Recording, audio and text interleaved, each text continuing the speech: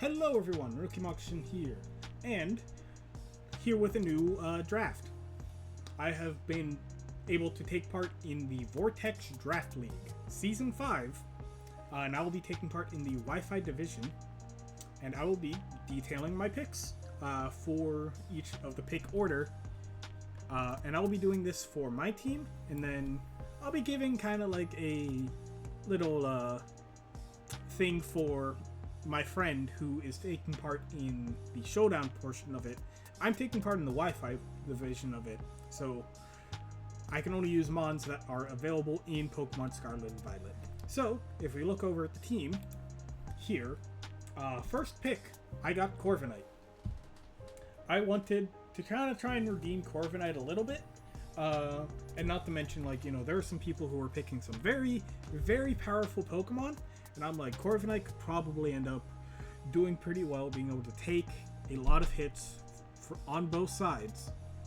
And so I figured Corviknight could use a little bit of redemption, a slow pivot, and just like a good wall.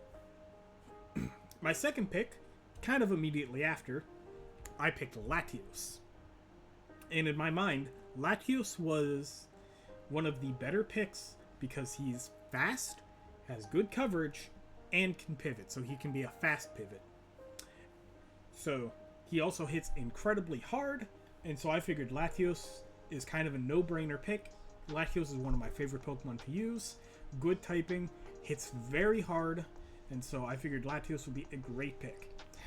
Coming back around, I picked Darkrai. I wanted a high point Pokemon, and Darkrai was the first Pokemon, or one of the only Pokemons left in the high points that I could still pick at the time. And I figured, you know what? Darkrai is a Pokemon that I can use. I have a Darkrai that I can use, since I'm not going to be doing any Pokegening at all for this draft. So Darkrai is a Pokemon that I can use. I can get it all set up and everything. And can be a very scary Pokemon as well. Base 125 speed, access to Nasty Plot, good coverage, can just do a good amount of damage, and maybe clean up a weakened team. My fourth pick was Jolteon, a very consistent pick from the draft that I had done previously. Just a good, fast pivot, late game cleaner, some that old reliable, as they say. My fifth pick, I wanted something that could kind of pair well with Corviknight, and being a defensive Pokemon. And the only Pokemon that was really still available at the time that I wanted to use was Toxapex.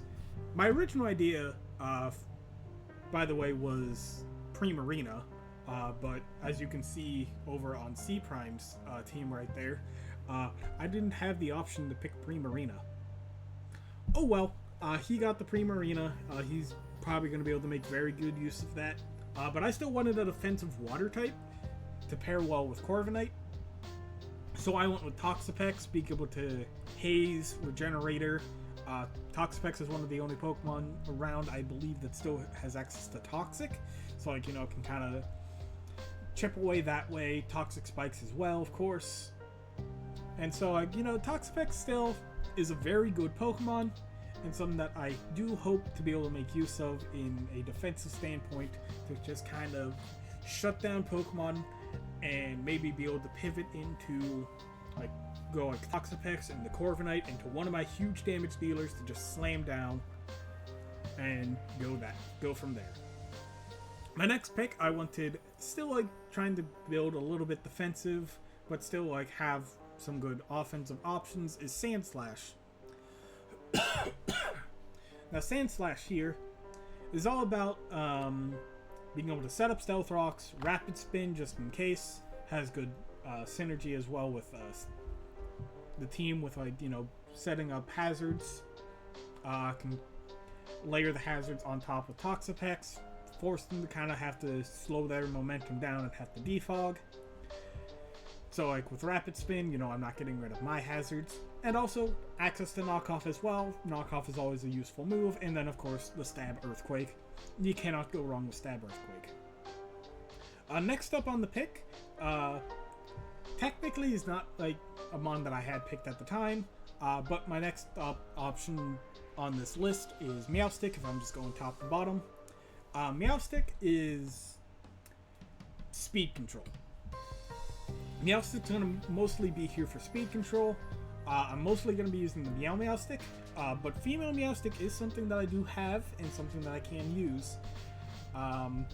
With the competitive ability being a very useful, just speedy sweeper, just in case, like, you know, if I'm fighting a mon if I'm fighting a team that has an Intimidator, maybe bringing female Meowstic, pretty speedy, good like move pool for the most part. So like if it gets the Intimidate, boom, you know, +2 special attack, and hit pretty hard. But for the most part, it's going to be male Meowstic. Holy crap, that was difficult to say. Male Meowstic with the Prankster ability, being able to really disrupt with that. I do like Meowstic. I do like Meowstic in general. I think that it is a pretty fun Pokemon to use.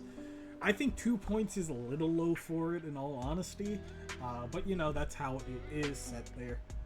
Next pick, going top to bottom, is Ogerpon Cornerstone. Now, I was able to actually draft this pretty late, and I'm actually kind of shocked, because Ogerpon Cornerstone, in my opinion, is a fantastic Pokemon. I think it is one of the best Ogerpon forms, because if you keep hazards off, you're going to have Sturdy. So you can set up a Swords Dance, or you set up a Trailblaze, and just bust out the bonk and Ivy Cudgel Stick of just going bonk, bonk, bonk, bonk. Now, Hearth Flame is also fantastic as well, because it has the Mold Breaker ability, and Wellspring has a Water Absorb, and Stab Water is also fantastic, and Stab Fire is fantastic, but Stab Rock is nothing to scoff at, and I think is fantastic. So I think Ogerpon Cornerstone is going to be a legendary sweeper here. Being able to, if I can just keep the hazards off, keep that sturdy and intact, and just slam down damage. Next up on the team is Frostmoth, who is my other Terra Captain of Water, Ice, and Steel. Frostmoth, very, very scary Terra Captain Quiver Dancer. I think the fact that Frostmoth can Terra is stupid. And the fact that I can run it alongside Jolteon is stupider. Because with hidden ability Frostmoth taking half damage from all special attacks, with Terra Water being able to take hits from all sides, as well as Terra Steel being able to take hits from all sides, become a very bulky Pokemon with access to Giga Drain for some healing, some okay sustain right there. Frostmoth is just a very scary Pokemon, and one that will not be trifled with. And then last but not least is Mamoswine. I love, as you can probably tell, I do like my ice types, I like my ground types, I like the Stab Earthquake, and Mamoswine also has priority. It's very, very powerful priority in that Ice Shard. And so, I was looking at my team and I'm like, I really don't have any priority on this team. And so I went with Mamoswine. There was really nothing else that like I wanted. I wanted some priority, and Mamoswine fits the bill very nicely. So this is my team, this is my draft, and so we'll be doing our best here. Everything is stuff that I have used in the past or just have access to very easily. So we'll be able to make use of it quite well. Also, this song playing right now is actually kind of a jam. So the video that I'm listening to in the background will be in the description below. As always, of course.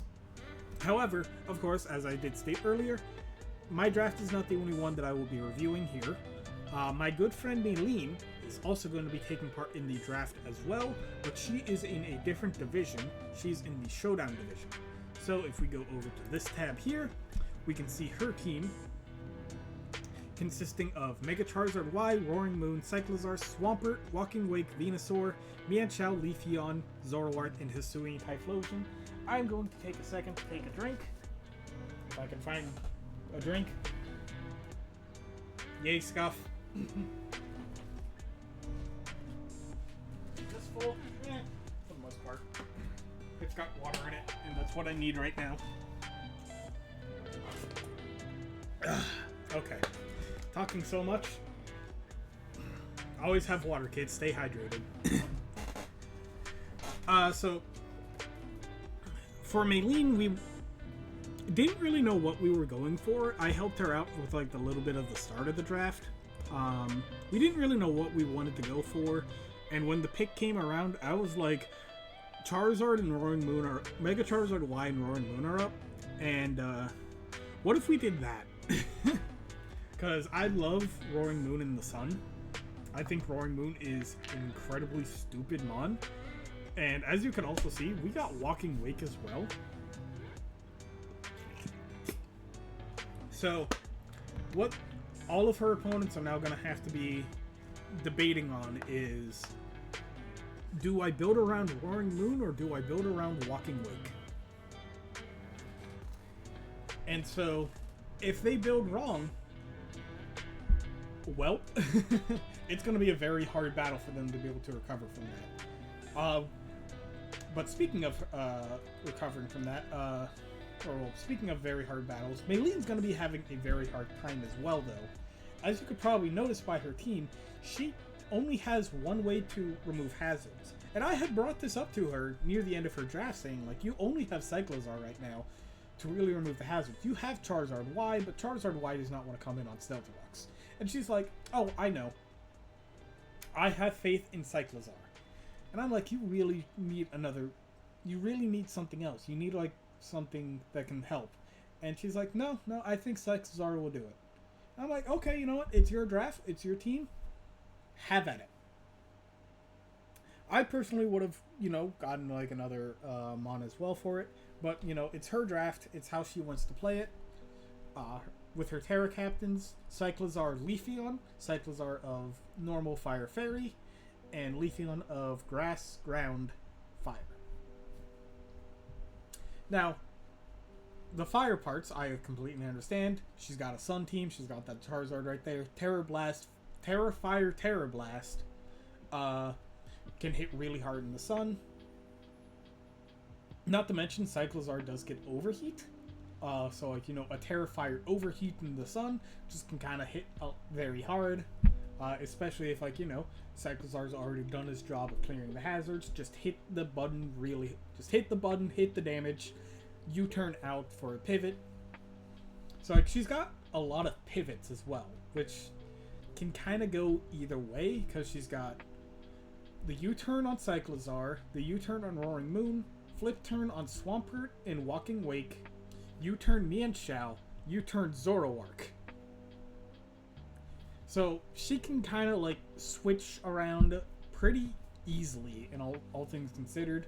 Regenerator Core as well with Cyclozar Mienshao can do a lot and kind of like keep things moving in the pace that she's trying to get. Fake Out as well on Mienshao, being one of the main forms of priority she'll most likely be carrying. She does have Quick Attack Leafeon as well, I guess as a just in case. But like, I also told her, you might want more priority. But, like I said, it's her draft. She's got a very scary draft on paper, but with the for the most part, lack of priority, and like lack of speed control, and lack of setup stopping. If she does not play it perfectly, she's probably going to be losing pretty fast. So, I have faith in her. She's a fantastic battler. We battled a ton in the past. So, like, she'll be doing her best. I'll be doing my best. And we'll see just what happens. And one more thing to point out. Let me go back to this screen. The one other thing to point out is going to be the upload schedule for this. The actual league does not start until the 26th of August. And so that's going to be the week 1 right there.